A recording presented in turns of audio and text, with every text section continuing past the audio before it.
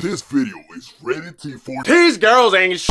As Duke Dennis once said, you can kiss her, you can hug her, you can tell her that you love her, but your girl ain't your girl. And the story I'm about to tell you is the exact proof of that. So it all happened on a Friday night at the club. And see, usually, unless I'm recording a video for the YouTube channel, I don't really be going out that much in a weekend. I'd much rather be at home playing video games, watching anime, leveling up on Jerkmate rank. Yo, ever heard of Jerkmate? You know, normal stuff. But this was just one of those nights where I felt like socializing with my friends, hitting up the dance floor, and having a great freaking night with the boys. Or in other words, I was horny. I want some motherfucking pussy, man. God damn. Yes, you have heard me right. See, a lot of y'all guys wanna come out here and say, ew, I do girl clubbing for women. I just go there to have fun. son of a bitch. Oh, is that why every time I be seeing y'all at the club, y'all didn't manage to pull any women by the end of the night? Y'all be looking like that one picture of Michael Jordan at the Hall of Fame? I mean, if you're only here to socialize with your friends, you should be happy regardless of you getting any play or not, right? Yeah, exactly. How about you stop capping right now? So yeah, no need to sugarcoat it. The reason I wanted to go out was to get some cheeks. Out to the fuck! Out to the fuck tonight, bro! Are you fucking mad, bro? So I called my friend, put my cleanest outfit on. I'm looking so fresh, so clean, like I'm Outcast in the year 2000. And we head up the club. And we didn't go to no normal little boy club. No. We went to the most exclusive club in our city and in the whole United Kingdom. This is pretty much the club where all the rappers, actors, and Premier League ballers be going to. And as you can imagine, the quality of women at that club is just, oh my God. I'm talking about patty after patty after patty after patty. Every time you come here and take a leg around the dance floor, the lineup is looking more stacked than a freaking 2017 Golden State Warriors team. You guys are probably wondering, how the heck y'all get in? What kind of silly question is that? You're looking at what is soon to be one of the biggest channels on YouTube. Of course they'll let us in. Or in other words, we just knew the right people. So we get inside the club around 11 p.m. and that place was absolutely empty. We was legit the only two people there. I know clubs are usually quieter at that time, but damn, they're never that empty. It's not looking good, bruv. And see, this is usually where most people would just fall under the pressure, lose all hope, and take their ass back home. But me? I'm not feeling the pressure, no. You cannot put pressure on me, no chance. We relaxed, got a few drinks, aka water for me, and patiently waited at our section. And as time went past, our patience was rewarded. Slowly but surely, the club was getting more and more packed. Yeah, packed with fucking guys!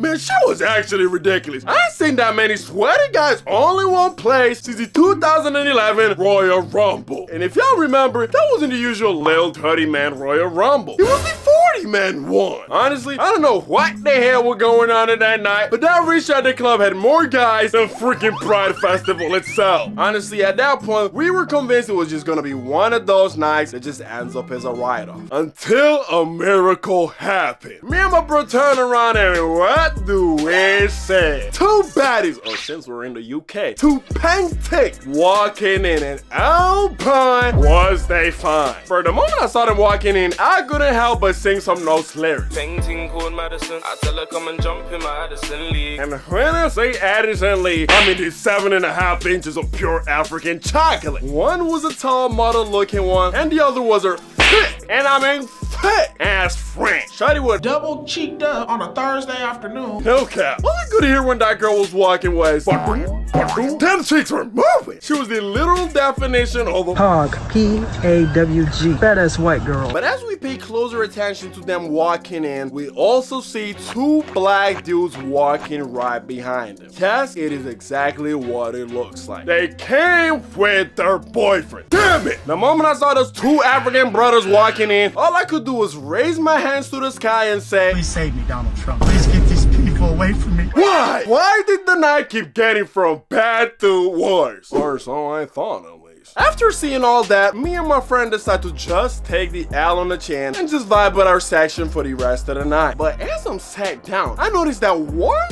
thick snow bunny from before continuously looking at me while sitting on the table right next to him, even though she was with her boyfriend. And later on, she even suspiciously all of a sudden started dancing right in front of me with her female friend. She was clearly choosing. She want me. She want me. Who knows? Maybe that wasn't her man. So in that, after the supposed boyfriend went to the toilet, I decided to call her over and drop some game on her. And needless to say, I was in my bag. I was spitting more bars than Eminem in 8 Mile and John Cena when he was still the doctor of thugonomics. He was smiling, laughing, just having a great freaking time. And as the saying goes, You can make a girl laugh and giggle. you can make them chicks clap and jiggle. And this is exactly what the plan was. Everything was going completely smooth sailing, only until her female friend decided to get involved and say, nah, she got a man. Okay. I'm just out there looking at her like, who gives a crap? Hey, don't get mad at me. It's your friend that decided to choose me. And I mean, can you really blame her? Her man was built like freaking Mark Henry. I'd also look for greener pastures if I was her. But me now being a tryhard when it comes to getting women, I decide to put my hands up and leave them to their own devices. Some time keeps going, but one thing stays consistent. The thick snow bunny keeps looking at me from the distance. She even comes back to dance in front of me with a big ass smile on her face right in front of her man. So I'm like,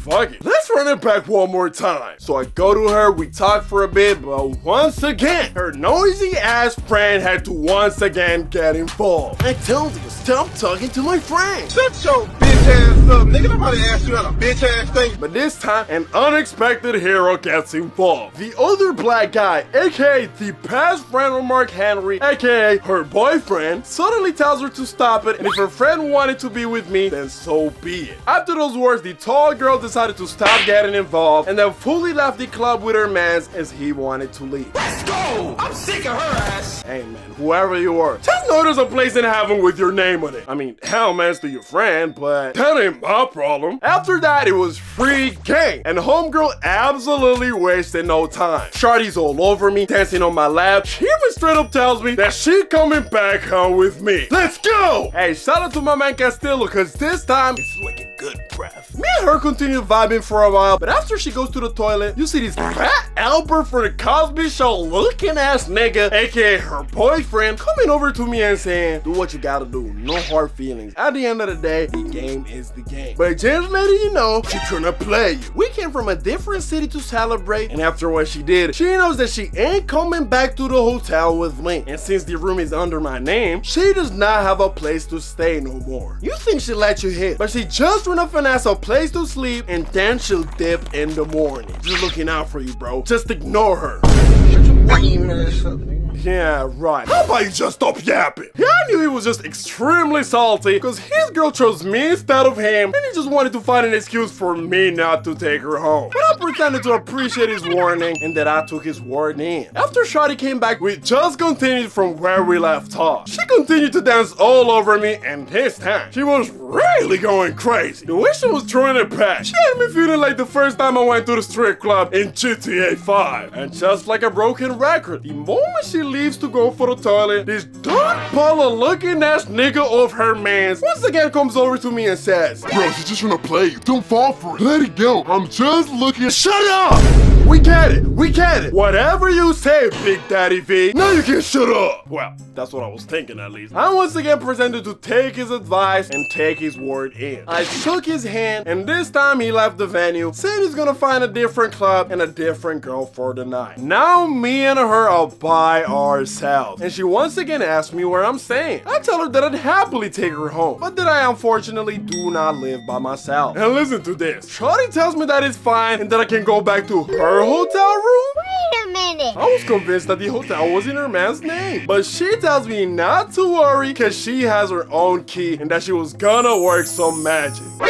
Magic? I didn't know I was dating Alex from Wizards of Waverly Place. But hey, say less. I didn't bother asking any further questions and just let her cook. And this is where the story gets even crazier. She gets a taxi with her own money to the hotel, and once we get to the place, and you won't believe what this girl does. This girl tells the Saitama for One Punch Man looking ass dude at the desk that her man that booked the room was making her feel uncomfortable and that she wanted to be with me instead. But since she was from a different city, she wouldn't have had any other place to stay. And this is what I gotta give my man Walter White his props for being a freaking legend that he is. This guy says, I pack. He tells the girl to get all her stuff from a room that she had with the guy. Then he says that he's gonna send the security upstairs and grab all the shit from the guy and bring it to reception for him to collect, block his room key so he can't get in no more, and give her a brand new room for free just for the two of us. Sensational. I could not believe what I was hearing. This girl cheated on her mans at the club, and now she's also getting her mans kicked out of his own room that he paid for. And not only that, she's also finna get her cheeks clapped by me. It's an evil world we live in. Damn, these girls are ruthless. We then quickly went to a room, grabbed all our stuff, and moved to the new room. And once we went there was no time to waste. I instantly bust out my Neil Armstrong cyclone jet Armstrong cannon, and she changes her clothes and ties her hair up. It was time for the main event. Y'all remember when Central C said, She sucked my soul, she done it like Ash, Cash. that's exactly what happened. And this is where it gets even crazier. While all that suctioning action is going on, guess who calls her? If not her man. He's asking where she is, and she just tells him that she's gone. He then starts crashing out. What do you mean you're gone? Oh yeah, I know where you are. You're at the guy's crib, aren't you? He then says that he's gonna come back to the hotel room and sleep, and that they'll talk about it tomorrow morning. But this girl decides to add fuel to the fire and lets him know that security dashed all of his expensive ass bags and clothes out of the room, and that he no longer has the room. He lost his mind. What do you mean? What is wrong with you? I paid for that room. Trust me, I'm gonna get in that room. This is the last thing I do on this earth. Oh, scary. Oh, shiver my timbers. Shut up, man. And mind you, this whole conversation is going on while she's slurping on my Coca-Cola flavored Calypso. Like, how did he not hear all that? Cause she was fully going in while on the phone. And even after all of that, after all she did, this bum-ass simp starts apologizing to her for raising his voice and that he didn't want to be rude. Bro, are you not ashamed of yourself? After all the BS that she did to you, you're still worried about how these freaking bob feels? Embarrassing. Grow a pair of balls, dude. After some time of them yapping on the phone non-stop, I tell her to turn the phone off cause man, I was ready to rumble like it's WCW. She puts her phone away, we turn the lights off, and the rest is history. Now let's just say that after I was done with her, she was sleeping like a baby. I then left in the morning, never to see her again. So yeah, TLDR, this is a lesson for y'all to stop simping and stop being a nice guy. Cause as y'all can see from this whole scenario, and circling back all the way to the start of the video, you can kiss her, you can hug her, you can tell her that you love her. But your bitch ain't your bitch, bro. That is not your girl, bro. Leave a like and subscribe to the channel for more.